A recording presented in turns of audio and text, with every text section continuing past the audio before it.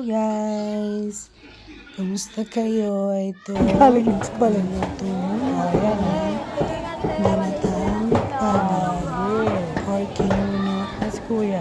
In Bicol. Subscribe mo kayo sa YouTube channel ko.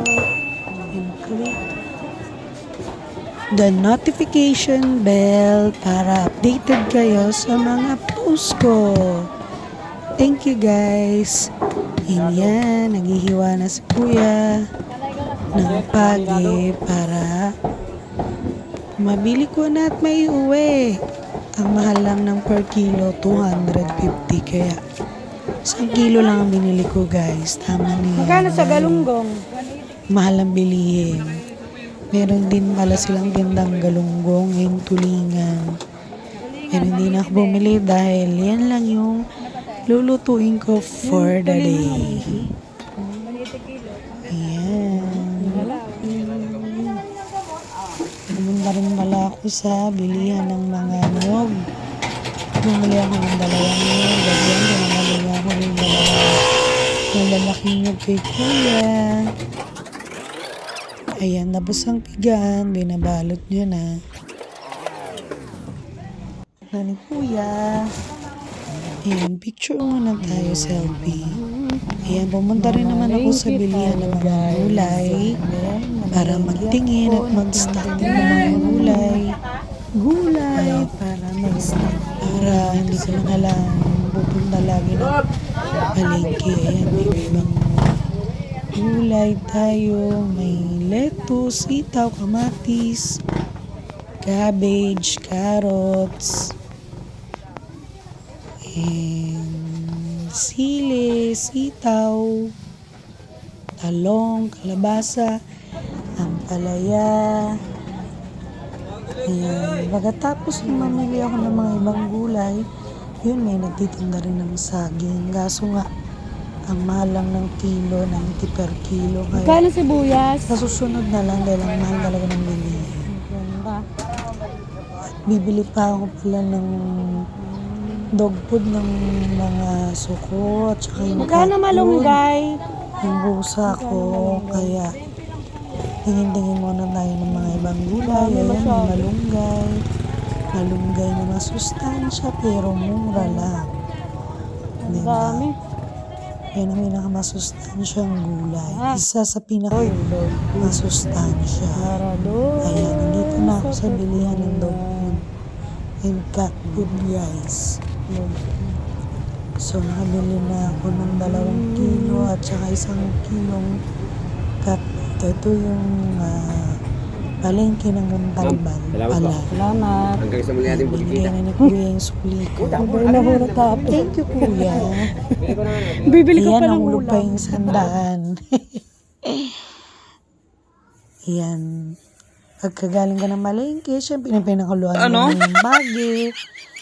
At pagkapakulo, hinimay-himay ko na. Si Gabi pala yung taga-video ka dyan. Yung mga nanay kong poging anak.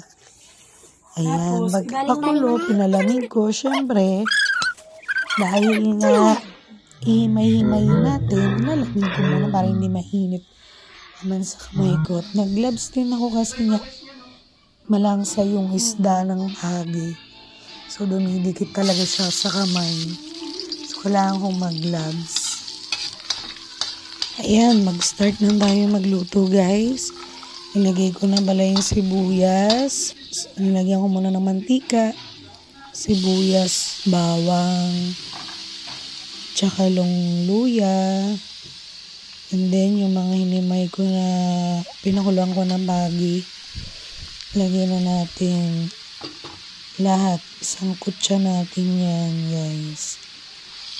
Yan, hindi ko masyadong hinimay ng himay na himay. Yung tamang himay lang para medyo may makakain ka pa na isda. Hindi siya masyadong durog.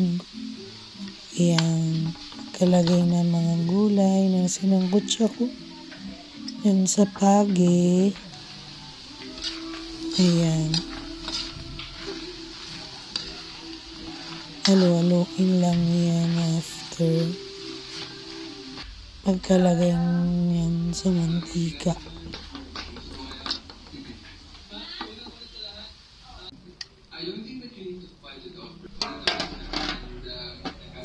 Ayan, tinakpan ko muna guys. Tapos haluin, lagay ng pangalawang gata ng nyog. Unahin muna yun bago yung aking gata. So after nyan, halu-haluin lang. Halo-halo lang, matagal lang talaga lutuin yan kasi nga gata yan at saka pag ginis na nilagyan ko na muna ng paminta and mga pamalasa and all, halo-halo ulit yan pag medyo na-decrease na yung sabaw ng pangalawang nyog na sabaw, haluin ulit. Halo lang ng halo. Mas maganda man nagalutuin. Ayan, nilagay ko na yung malunggay at saka yung siling green dito sa niluluto ko para medyo may kick ng anghang. Ayan, nilagay ko naman sumunod yung aking gata after ng ilang minutes.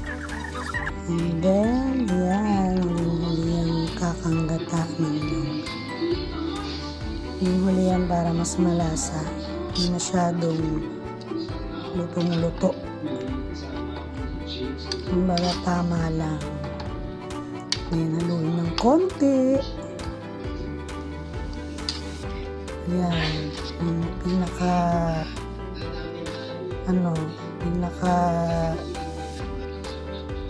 last na gata ng